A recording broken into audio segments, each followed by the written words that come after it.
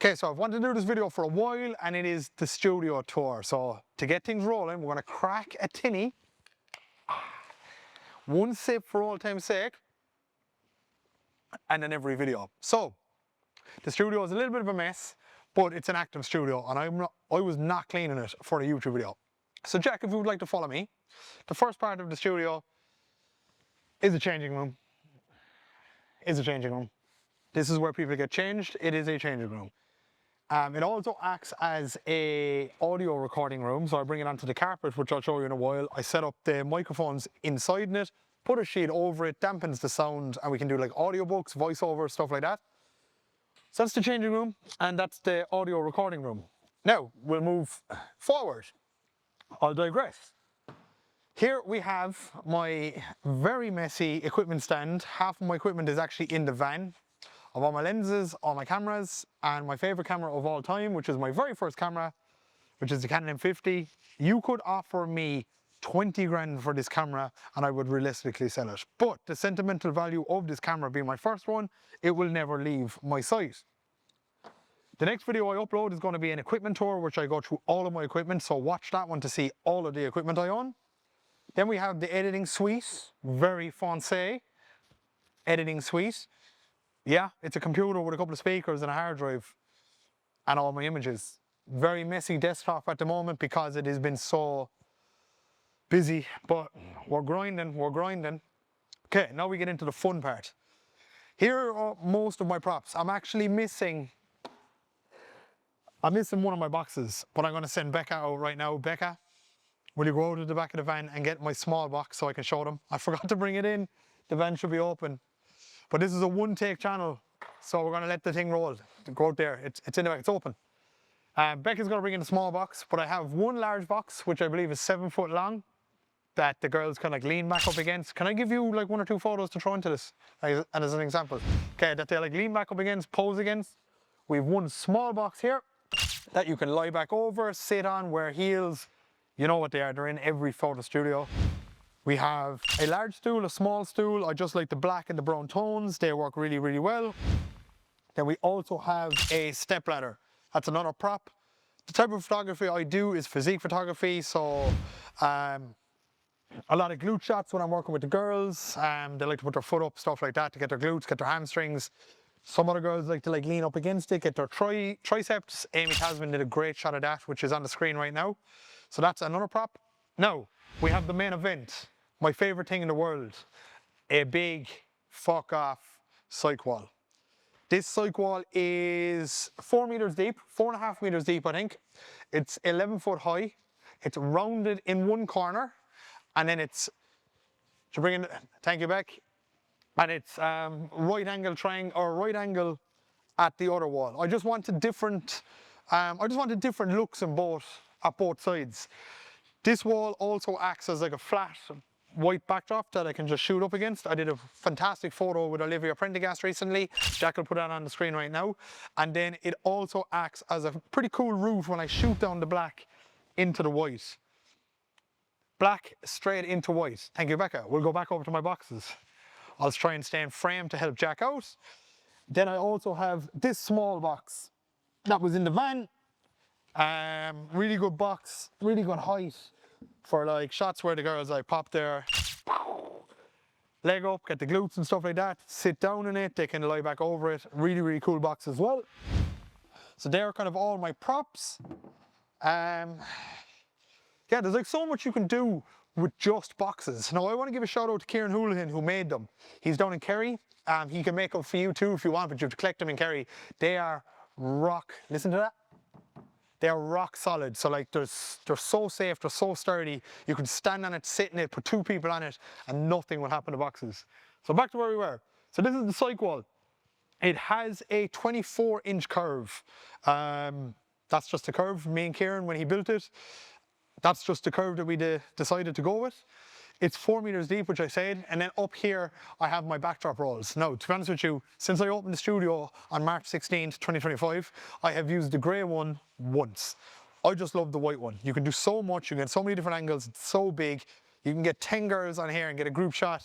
I just don't really have any use for the grey one or the pink one. unless it's specific jobs. Never had to do a green screen or anything like that, so never had to use it. Now, here we have the black one for most musculars. This is the black backdrop, and it's like, since I started doing physique photography, I've always used a black backdrop. I've always used a black wall, so I had to put one in. Now, I don't use it as much anymore, just because I love the white one. I love playing with multiple lights. You can only kind of use one light. Sometimes 3 lights if you go spicy with it, but I only kind of use one light with lads doing most musculars on that wall. But I had to have it. Now, I do have a black-white separation here. I did a really cool shot with a girl called Roro at the Mac Future Fitness group shoot that we had inside here. All the coaches came down to get their photos done inside here. I did a really cool shot inside here, which I'll get Jack to put on the screen right now. You're gonna have to send me a little list. I'm naming them because they don't mind me named, but so you know which photos I'm gonna use. Now, we'll move down here. Here we have a absolute disaster of a wall, but it looks cool and it's like a feature wall.